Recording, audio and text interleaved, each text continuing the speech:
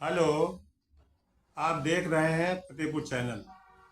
आज वर्षों बाद एक ऐसी शख्सियत से मेरी मुलाकात हुई जो जनपद फतेहपुर की पत्रकारिता में 48 वर्षों से लगातार पत्रकारिता कर रहे हैं और ऐसी पत्रकारिता जो पत्रकारिता के मानदंडों पर 100% खरे उतरते। गणेश शंकर विद्यार्थी जैसे पत्रकारों को अपना आदर्श मानने वाले फतेहपुर के वरिष्ठतम पत्रकार भाई वसीम अख्तर जी मेरे साथ हैं। आपने साप्ताहिक सत्य स्वर से अपनी पत्रकारिता का सफ़र प्रारंभ किया। दैनिक आज और न जाने कितने जागरण, स्वतंत्र भारत जैसे दैनिक समाचार पत्रों से होते हुए आज आप अभिनंदन मोर्चा के संपादक हैं।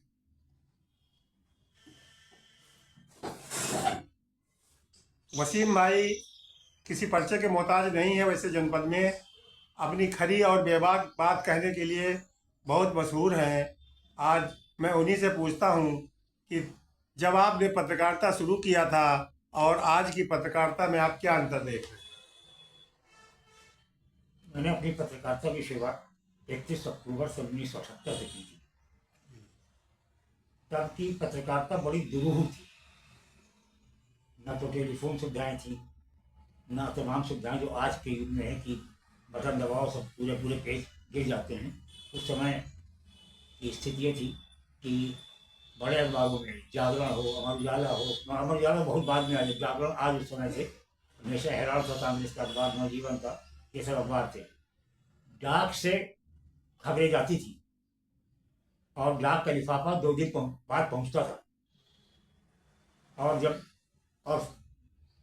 इन अखबारों में 2-3 खबरें छपती थी। जब लेटर प्रेस का जमाना था, अगर एक डकैती, एक मर्डर छप जाता था तो भूचाल मच जाता, दर फतेहपुर में मर्डर हो गया, डकैती पड़ गई। तो उस समय टेलीफोन, घुमाने वाले टेलीफोन थे, हेलो हेलो करते रहो। अखबार के संपादक या वहां के जो डेस्क इंचार्ज होते थे समझे नहीं पाते थे क्या कह रहे हैं। उस समय की पत्रकारिता दुरू जरूर थी, लेकिन बहुत ईमानदारी की पत्रकारिता थी। धीरे धीरे नई टेक्नोलॉजी आई, बड़े बड़े अखबारों ने अपने अपने उद्यम लगाए। आज स्थिति है कि अभी झगड़ा कहीं हो रहा है, 2 मिनट के अंदर आपको हर जगह देखने को मिल जाएगा। उस समय पत्रकारिता करने में दुश्मनी वाले जोखिम तो नहीं थे, लेकिन मेहनत बहुत पड़ती थी। कहीं वीआईपी प्रोग्राम लगा करते थे तो किसी की गाड़ी में लग जाते थे। उस समय उतने वैभव धन का कोई माध्यम नहीं था। कभी कभी ऐसा होता था किसी कार्यक्रम में गए, वहीं छूट गए। 15-15 किलोमीटर बीच पैदल चले आ रहे हैं, जेब में 8 आना नहीं रहता था, लेकिन एक शौक था कि कवरेज करना है।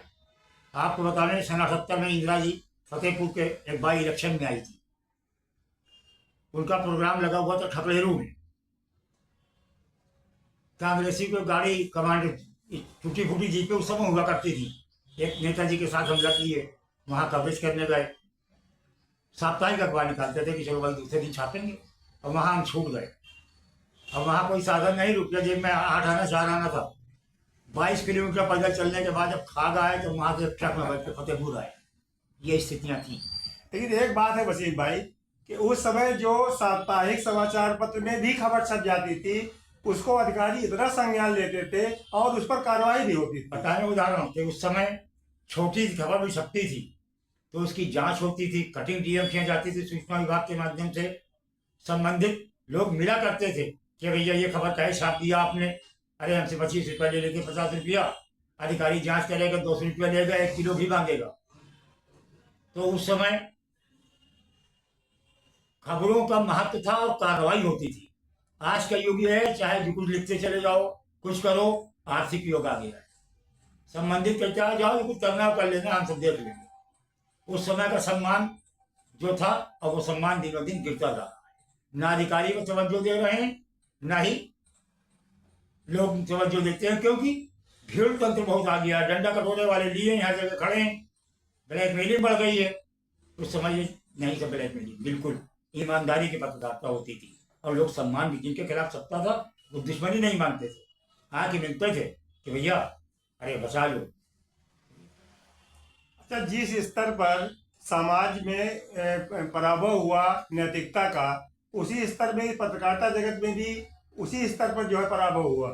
जिस तरह सामाजिक प्रभाव हो रहा है उसी हुआ तरह है, पत्रकारिता में उसी भी हो रहा तरह है। उससे अधिक पत्रकारिता में आ गया है। हाँ, आज तो लोग केवल शौक के लिए ही नहीं, केवल थानों और ब्लॉकों में, तहसीलों में दलाली करने के लिए पत्रकार इसलिए बनते हैं। कार्ड मांगते हैं, दे दो, लोग सालों खबर नहीं भेजते, कार्ड रख लेते हैं जेब में। लेकिन वसीम भाई, आज की जो हालत है फतेहपुर की, जो मैं इधर देख रहा हूँ, यमुना तटवर्ती जो क्षेत्र है, आप निकल जाइए गाजीपुर से आगे, इधर निकल जाइए बहुआ के आगे, वहाँ ऐसा लगता ही नहीं कि जैसे कानून का राज है। कुछ नहीं, वहाँ तो एकदम माफियाओं का राज चल रहा है। टोटल इस पर असरदार लोगों का, माफियाओं का। आज भी लोग कहते हैं कि वो पुराने जमाने लग गए, लेकिन ग्रामीण क्षेत्रों में जो बीहड़ इलाकों में है, उनकी स्थितियां जैसे पहली थी आज भी है, कोई इसमें बदलाव नहीं आया।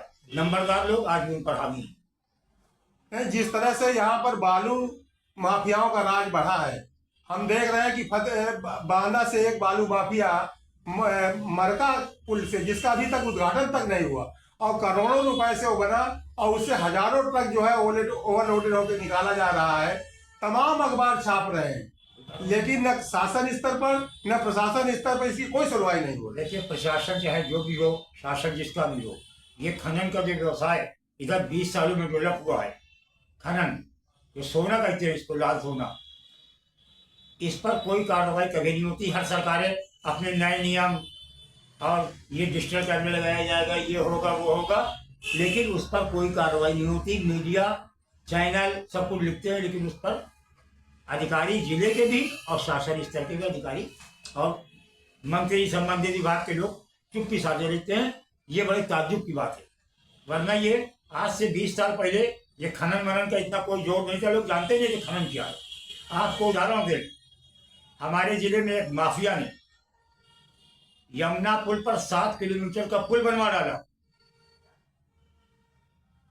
अखिलेश यादव की सरकार थी और प्रशासन, LIU, जिले को किसी आदमी को पता ही नहीं चला। उस पर से वाहनों का, मोरंग का आना जाना जब बना रहा बराबर।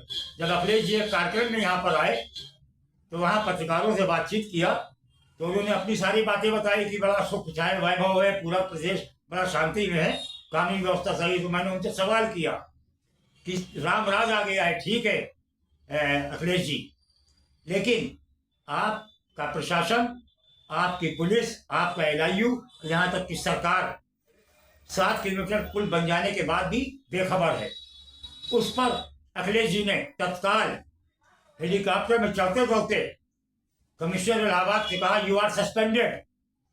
इसके बाद दूसरे दिन यहाँ जिलाधिकारी हुआ करते थे राकेश कुमार जी, उनको निलंबित किया। तो इस तरह के हमारे यहाँ जो हम लोग दिखे नहीं, शिकायत किया वहां पर, और वहां अधिकारी चुप्पी साधे मुंह में लगाने, अरे चुप, मैंने ना धारा पर बात जारी रखा और 2 अधिकारी को सस्पेंड करा। वही नहीं, खरीद अधिकारी भी सस्पेंड हुए थे। लेकिन वसीम भाई, आज अखिलेश राज से ज्यादा माफिया हावी है, खनन माफिया, भू माफिया, और कोई कार्रवाई नहीं हो रही है। तो इसको हम जनप्रतिनिधियों की विफलता मान ले, सरकार की विफलता माने, या प्रशासनिक अधिकारियों की विफलता तो है ही है।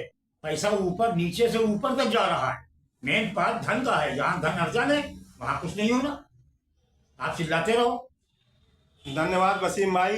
ये थे हमारे वसीम अख्तर साहब, जो 48 वर्षों से फतेहपुर की पत्रकारिता क्षेत्र में अपना स्थान बनाए हुए हैं, और हमारा ये सौभाग्य है, इस पीढ़ी का सौभाग्य है कि आप जैसे पत्रकार आज भी फतेहपुर में कार्यरत हैं।